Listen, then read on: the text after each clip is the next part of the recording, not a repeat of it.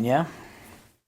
Yes, thank you, John. Of that 8,500 troops that you mentioned, are those U.S. based only?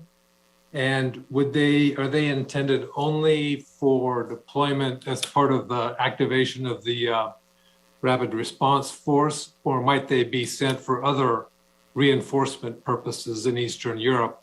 And lastly, why did the president decide to do this now? What's changed just in the last few days?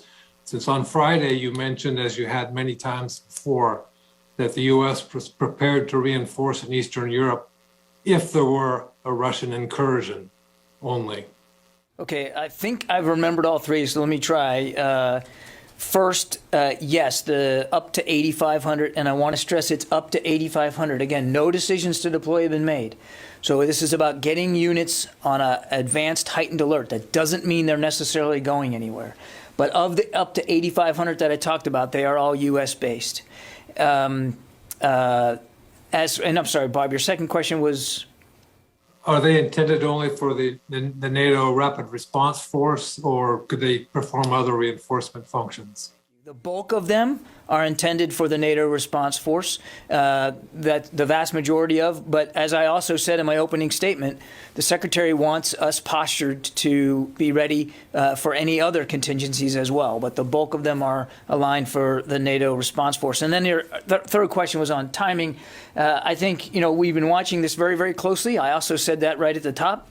It's very clear that the Russians have no intention right now of de-escalating. And because not every one of these units that we are notifying are in, all of them are not in a heightened state of alert, it made prudent sense for the Secretary to want to give them as much time to prepare to be on a shorter tether as he can, just in case. Again, I want to stress, particularly with the NATO response force, it has not been activated. It is a NATO call to make, but we have contributions to that response force, as do other nations. As I said, it's 40,000 some odd strong. Our contributions don't come near the 40,000 number. Other nations are going to have to contribute as well. But for our part, unilaterally, we wanted to make sure that we were ready in case that call should come. And that means making sure the units that would contribute to it are as ready as they can be on as short a notice as possible. Barb. Three quick things. What specific military capabilities do these U.S. troops bring to Europe, these 8,500? Second, could you say with some specificity what is the exact mission for these troops? And what will your measure of success be? How will you know when the mission is accomplished?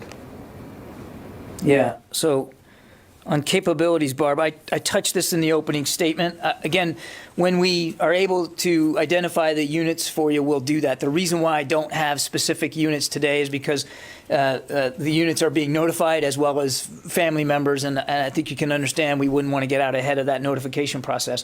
But broadly speaking, as I mentioned at the top, I mean, these would be additional brigade combat teams, logistics personnel, medical support, aviation support, intelligence, surveillance, and reconnaissance, as well as transportation, and maybe even some additional capabilities after that.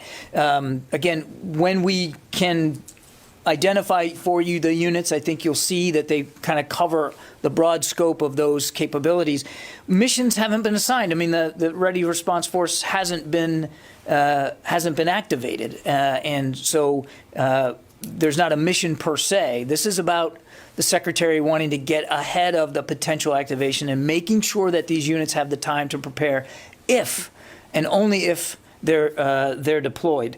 And then you had when will you know success? Again, there's been no activation, so there's been no mission assigned. So it's very difficult for me to give you an up check or a down check on on what equates success. What this is about, though, is reassurance to our NATO allies. And we've been talking about that for quite some time, that we're going to be ready, we're going to be prepared to help bolster our allies with capabilities they might need. And we're going to do this in lockstep with them and with the alliance. This is really about reassuring the eastern flank of NATO, and it's also about, and I kind of covered this too, Barb, back to your question of success, it's proving how seriously the United States takes our commitment to NATO and to the Article 5 commitment inside NATO. How will you know when your